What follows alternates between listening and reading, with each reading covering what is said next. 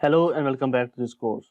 Today in this video, we are going to discuss about our next video about the exception handling. So today we will discuss about the default throw and our catch in the exception handling. In our previous video, we have discussed about what is exception, what is exception handling, and what is default throw and the default catch mechanism in Java.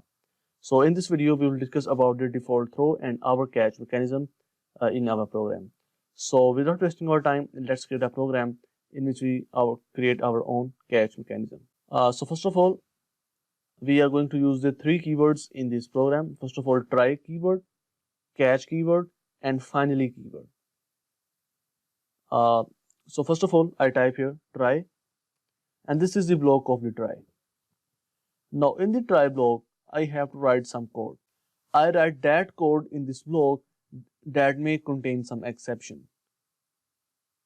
For example, I type here system.out.println and I type here again 15 divided by 0. We know that we got an arithmetic exception here. We can write any code in the try block that's totally dependent upon you. We only write that piece of code in the try block that may contain some exception or maybe an exception can occur in that code. So we write that piece of code in the try that if you try to execute this code, then we have to handle that code. And just after try, we have to use the catch. Catch is the keyword. So I type here catch, and just after the catch keyword, I just type the two parentheses, and in this parentheses, I have to create the reference variable of the particular exception class.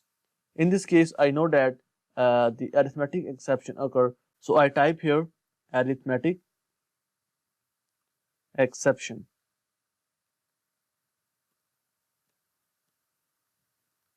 E. Okay. And I type here system.out.println and I type here our catch block, and I type the E dot, and in our previous video I have also told you about the method which is the get message that help us to get the exception message basically. So I type here get message. Okay. So now what we are doing here, we have first of all write the try block. I have to write that piece of code in the try block that may contain some exception. We have to write that piece of code about which we feel that the exception may occur in this code. So we write that piece of code in the try block, and just after the try block, I have to write my own catch block.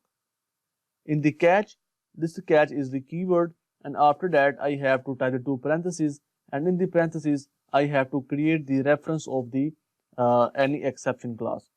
For this case, the arithmetic exception occurs, so I type here arithmetic exception and then type the name of the reference variable. I type here E, and in the body of the catch I can write many statements. That totally depends upon you.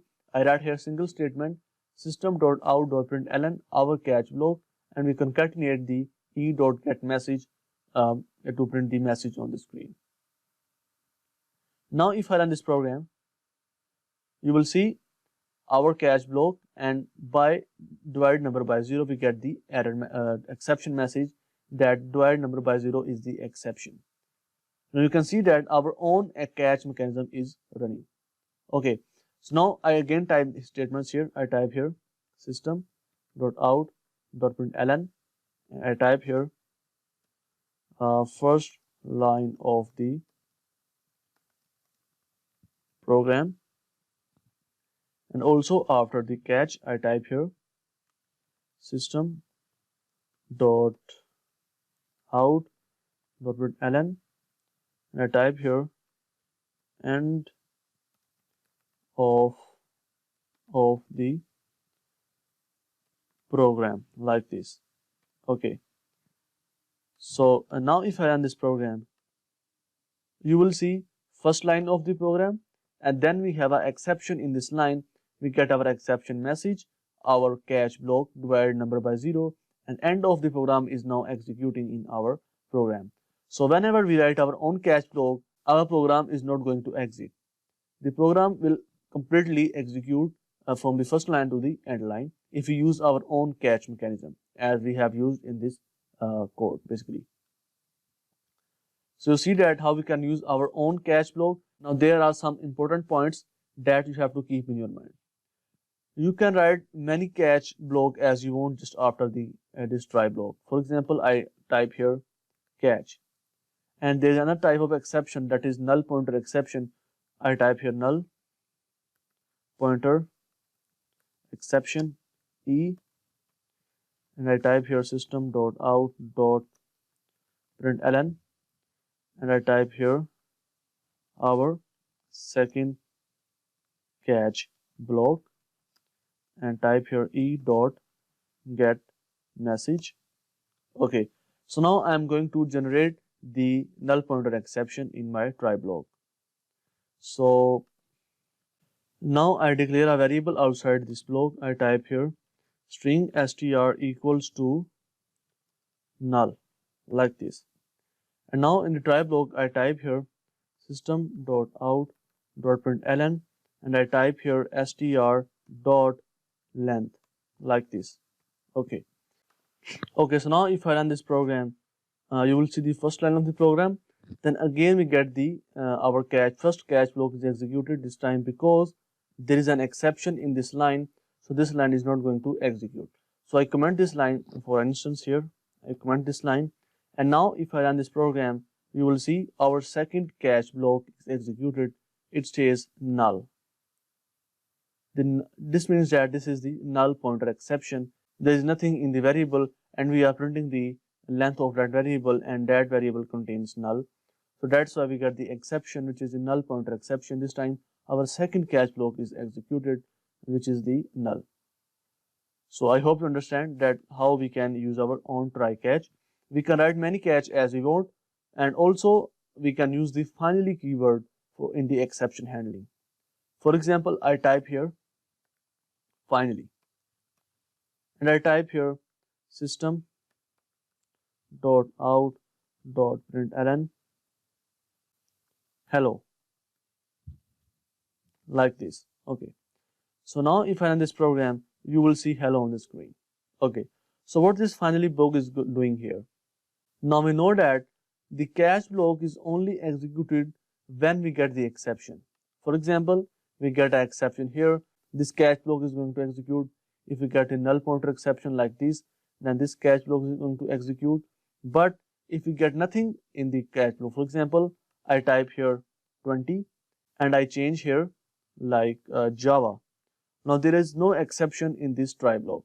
And now if I run this program, you will see the first line of the program and the 0, the answer, and the 4, which is the length of the string, and then again we get hello. Why we are getting hello?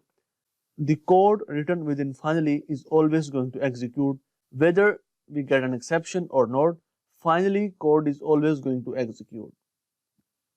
Now in some scenarios when we get exception, and after that we must have to execute some code, so in that case we use finally. Finally block is always going to execute if we get exception or not. Final block is always going to execute. You see that in this case we have no exception, no catch block is executed, but finally block is still going to execute in our exception handling. Now you can only write one finally block after the try block. Basically, you cannot create more than one finally block. If I remove all these catch from here like this, you can simply use finally after that. But using the catch or finally is compulsory for you. Otherwise, you get an error. For example, I also remove finally block from here. You can see I got an error that try without catch, finally, or resource declaration. Means we have to use the catch or finally. In most of the cases, we use the catch, but in some scenarios, we also have to execute some piece of code. So in that case, we will use the finally block. So try, catch, finally are the three keywords. I hope you understand that how our own catch mechanism is working and how we are using the finally block. The code written within the finally block is always going to execute. Whether we are going to get an exception or not, the finally block is always going to execute after the try block. I hope that you understand. Anyhow, if you feel any problem, then you can definitely ask a question or message me. I will help you. So in our next video, we'll discuss about our own throw, but the default catch block of the Java. So I will see you in next video.